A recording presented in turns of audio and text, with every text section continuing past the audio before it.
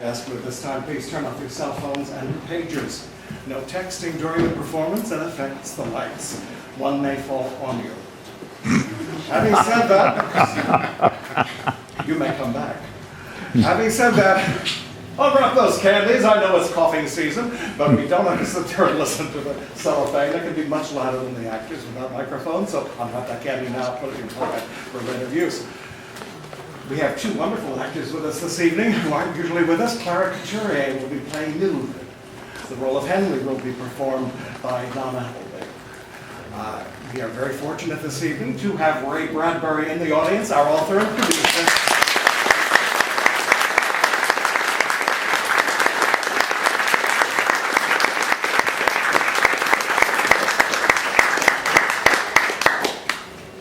I suppose you wonder why I've called you here tonight. You know, I thought you might be interested to know where this idea came from. I grew up in the library. I loved libraries completely. And when I was 15 years old, I heard about Hitler burning the books in the streets of Berlin. That was the beginning of my fear.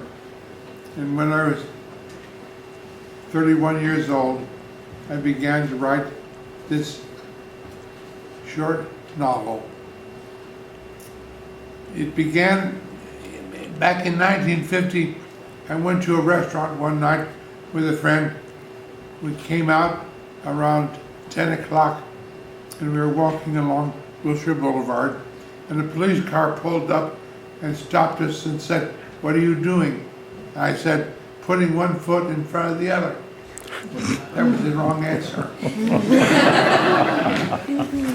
So the policeman investigated me and said, "It's very strange that you're walking on Wilshire Boulevard at this time of night." I said, "Why?" He said, "Look, this way, no pedestrians. That way, no pedestrians. And you are calling attention to yourself." I said, "If we were burglars, we'd drive up in the car, go in and burgle the joint and come out and drive away. We wouldn't call attention to ourselves as criminals by walking." I was so upset with that police. That night, when I was 30 years old, I went home and wrote a short story called The Pedestrian. I sent it to a magazine called The Reporter, and they published it in July of 1950. So that was all provoked by a policeman stopping me and wondering what I was doing as a pedestrian.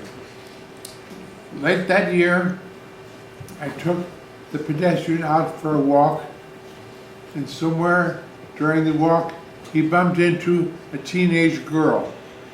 She said her name was Clarice McClellan, and he talked to her, and she said to him, "I think I know who you are." And he said, "Who am I?" She said, "You've got to be the fireman that lives up the next block. I know that you're the fireman because I smell the kerosene on your uniform. You're the man who burns books, aren't you?" He said, "Yes." So in the next 2 days, I wrote 20,000 words because that strange girl stopped the pedestrian on my typewriter. You see, I don't think things, I feel things. Clarice McClellan wrote a good part of this play. She came out of nowhere. She was in love with books, and she taught Montag her love of books and complicated his life. I had no office at that time. I couldn't afford an office. I was wandering around in the basement of the Powell Library at UCLA. I heard typing downstairs. I went down to see what was going on, and by God, there's a typing room there. And for 10 cents a half hour, I could rent a typewriter. I went to the bank, I got a bag of dimes. I came back to that room, and I sat in that room with Clarice McClellan, and I wrote the first draft of Fahrenheit 451. In 9 days, I spent $9.80 in dimes. So You see how emotional I am. I don't think about things, I feel them. And the publishers came along and they added another 25,000 words to Fahrenheit 451. And 20 years later, Charles Lawton came to me. He wanted me to write a play of Fahrenheit 451 for him. He was a great hero of mine. I loved him. He became a good friend and a good teacher. So I wrote the first version of Fahrenheit 451 back in 1955 for him. And he took me out for drinks one night and told me my play didn't work. I couldn't believe it because I wanted Charles Lawton to do this play more than anybody else in the world. When I left the restaurant that night, I walked down La Cienega with tears running down my cheeks because I failed. I hadn't written the play for Charles Lawton. 20 years later, I wrote the version you see tonight, and finally the damn thing worked. But I dedicate this play to Charles Lawton anyway, because he started me on the road to being a playwright. My life has been very complicated, very emotional. I do not think, I act, I do. So, you have a chance to see the play here tonight. A final note to you.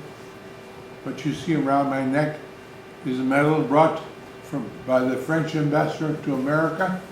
They brought it here 3 months ago and gave it to me at a dinner. I am now a commander of arts and letters in Paris and all of France. So now that I'm a commander, I command you to love the play. To love me too. Bravo.